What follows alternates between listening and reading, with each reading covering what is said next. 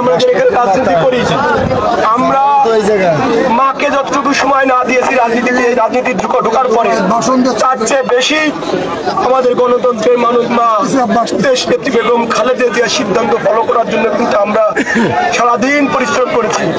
তিনি মৃত্যু পথযাত্রী। আজ ম্যাডাম যখন আসছে, বিশ্বাস করেন আমি একা বাসায় ভাত খেয়ে যখন বক্তব্য শুনতেছি তখন আমার চোখে পানি চলে আসছে। ম্যাডামের কি চেহারা ছিল, কি হয়ে গেছে।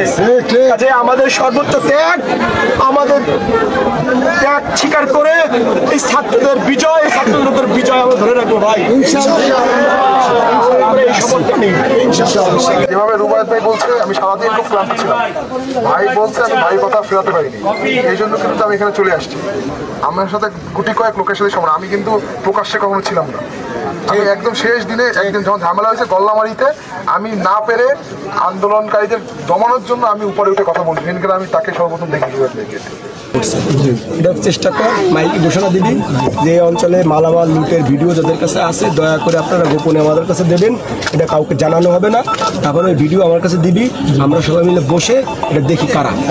ঠিক আছে, আমাদের কাছে আমরা ক্ষমা চাচ্ছি, কারণ ওইটা অন্য কোনো বাড়ি এরকম হয়নি। ঠিক আছে, অনেক জায়গায় ভাঙচুর হয়েছে, হয়েছে, কিন্তু খুলনা এরকম কোনো দু একটা বাড়িতে হয়েছে। কারণ নির্যাতনের পাহাড় ছিল, ক্ষোভ, মানুষের যে ক্ষোভ, সুযোগ সন্ধানের সুযোগ নিচ্ছে আর সুযোগ সুন্দরা নিচ্ছে। এটা কিন্তু আমাদের দলের কোনো লোক জড়িত না, আমাদের দলের কোনো লোক জড়িত না।